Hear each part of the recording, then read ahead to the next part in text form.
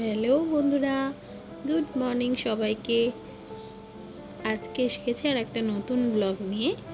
তো আজকে আমার ব্লগটাকে স্টার্ট করছি। আজকে আমরা আছি লাচেনে, আর আজকে যাব গুরুদংমার।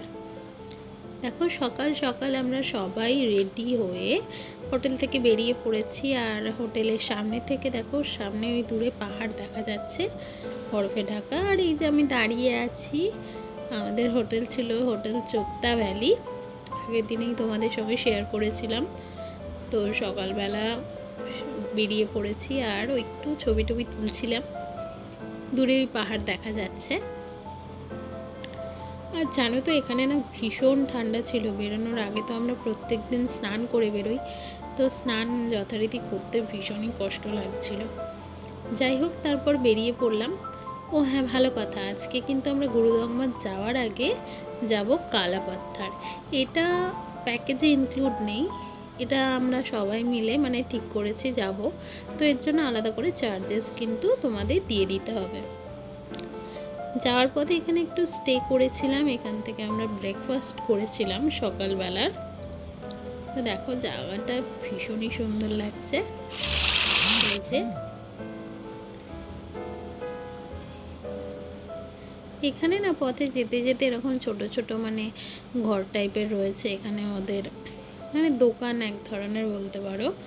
এখানে ওই খাবার দোকান যেরকম পাহাড়ি অঞ্চলে হয় আর কি। তো এখানে আমরা খেতে ঢুকেছিলাম। এখানে বেসিক্যালি ওই ব্রেড, জ্যাম, বাটার, তারপরে ধরো তোমার চাটা, এইসবগুলোই মেনলি খাওয়া হয়েছিল। আমি তো একটুখানি জ্যাম আর ব্রেড দিয়ে জ্যাম খেয়েছিলাম। আর এই যে ওই দোকানটারই পিছন থেকে এরকম পাহাড় দেখা যাচ্ছিল, দেখছো দূরে বরফে ঢাকা পাহাড়। ওখানেই আমরা যেতে চলেছি, জাস্ট ওয়েট। ভীষণই ঠান্ডা ছিল জানো তো। আর এই দোকানে না একটা ওই চুলা টাইপের করা ছিল, ওখানে আমরা সবাই মিলে হাত সেঁকছিলাম। এতটাই ঠান্ডা লাগছিল, লিটারালি ফ্রিজ হয়ে যাচ্ছিল যেন মনে হচ্ছিল। আর ফার্স্ট তো আমরা যাচ্ছি কালাপাত্থার। দেখো, এই যে বরফে ঢাকা পাহাড়, কি দারুণ লাগছে না? কালো পাথর, তার উপরে সাদা বরফ, কি যে সুন্দর লাগছিল। নিজের চোখে দেখাটা ভুলতেই পারছি না। মানে চোখে যে জিনিসটা দেখেছি না, সেটা আমি ডেসক্রাইব করতে পারবো না তোমাদের সঙ্গে। এতটাই মানে আমার মানে আমি ওয়ার্ডে সেটা ডেসক্রাইব করতে পারছি না। তোমরা নিজেরাই দেখে নাও কতটা সুন্দর লাগছে। আর এই কালো পাথর বলেই এই জায়গাটার নাম হয়েছে কালাপাত্থার। তো চলো।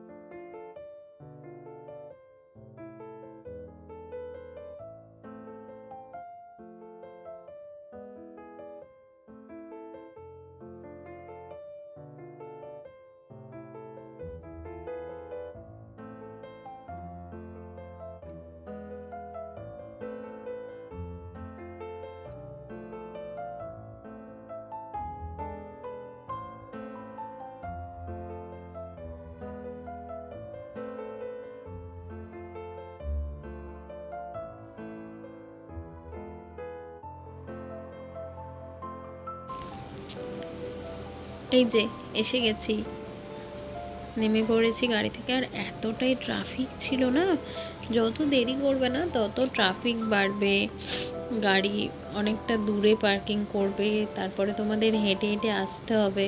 তো অনেক সমস্যা। যদি তোমরা যাও না, তোমরা কি করবে, অনেকটা সকালে বেরোনোর চেষ্টা করবে।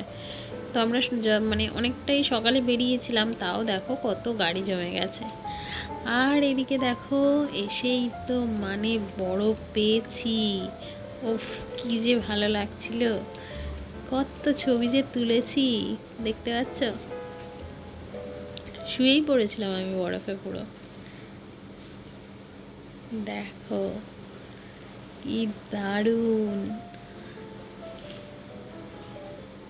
আর শুধু ভিডিও করেছি, বরফে শুয়ে ছবি তুলেছি, কি দারুণ লাগছিল। আর সূর্যের আলোটা যত বেলা হচ্ছিল না, সূর্যের আলোটা যখন বরফের ওপর পড়ছিল, মানে ঝকঝক করছিল সোনার মতো, দুর্দান্ত লাগছে, ভীষণ সুন্দর। আর অ্যাকচুয়ালি এটা না ছিল আমার ফার্স্ট বরফ, ঠিক আছে। পাহাড়ে আমি অনেকবার এসেছি, বাট এইরকমভাবে বরফ এত পরিমাণে বরফ নিয়ে খেলা বা বরফের সাথে, এটা আমার ফার্স্ট টাইম ছিল। তাই মানে এর যে মজাটা বা এটা দুর্দান্ত ছিল।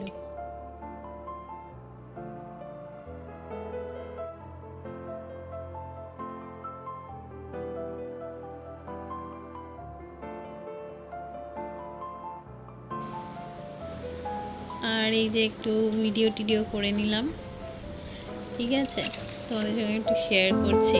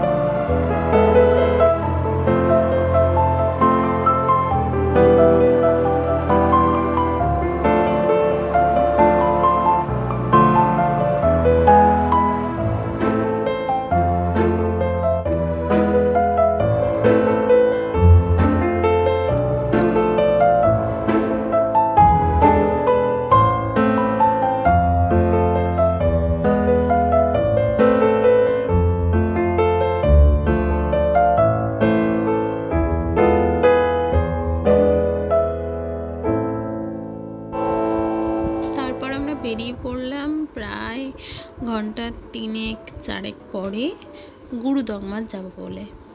এই যে দেখো পুরোটাই ছিল border security protected area.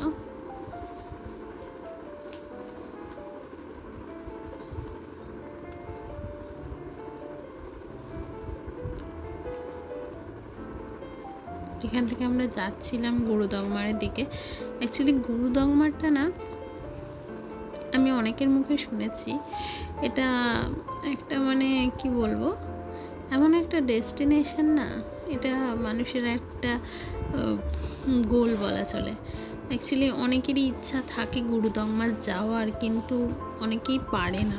Actually এটা হচ্ছে অনেকটাই হাই অল্টিটিউডে, এটা 17,800 ফিট উঁচুতে। তো এখানে যথারীতি কোনো গাছপালা তোমরা দেখতে পাচ্ছ না, এখানে গাছপালা নেই। তো সেই হেতু অক্সিজেন লেভেলটা কিন্তু অনেকটাই কম। যাদের শ্বাসকষ্ট রয়েছে তাদের কিন্তু অসুবিধা হয়। আর আরেকটা ঘটনা তোমাদের সঙ্গে শেয়ার করছি। এই যে গুরুদংমার আমরা এসে গেছি, দেখো চারিদিকটা কীরকম। আর এই যে লেকের সামনে দাঁড়িয়ে ছবি তুলেছিলাম, এই যে গুরুদংমার লেক।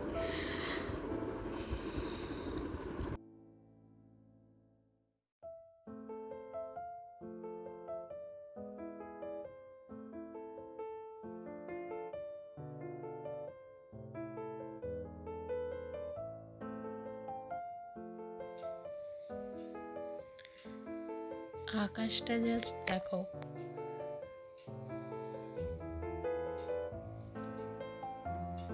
অসাধারণ একটা ভিউ।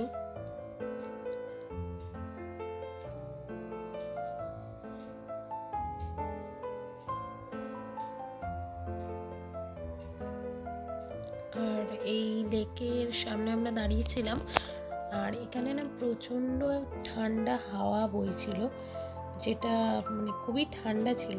লিটারেলি আমাদের কাঁপুনি ধরে যাচ্ছিল, এতটাই ঠান্ডা হাওয়া বইছিল।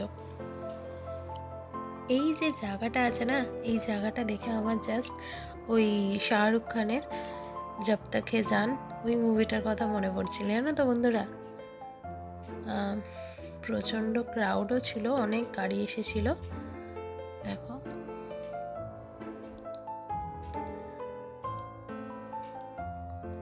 আমার তো মনে করছিলাম যে মানে আমার মন চাইছিল যে আমি এখানেই থেকে যাই, এতটাই সুন্দর ভিউ।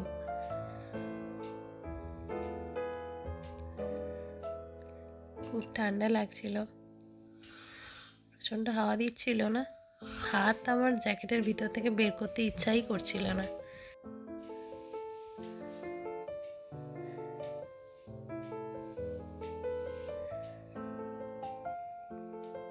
তো তারপরে আমরা গুরুদংমার থেকে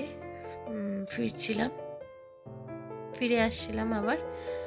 তো আসার পথে এই টানেলের মধ্যে থেকে আমরা আসছিলাম। তো আজকের ব্লগটা আমি এখানেই শেষ করছি, দেখা হচ্ছে নেক্সট ব্লগে। আর তোমাদের ব্লগটা কেমন লাগলো আমাকে অবশ্যই জানিও। আর নেক্সট দিন আমরা যাব ওই ইয়ামথাং ভ্যালি 0 পয়েন্ট। তো আসে নেক্সট ভিডিও, যাতে আমি তোমাদের সাথে আমার ইয়ামথাং ভ্যালি আর 0 পয়েন্টে যাওয়ার এক্সপিরিয়েন্স ভিডিও শেয়ার করব।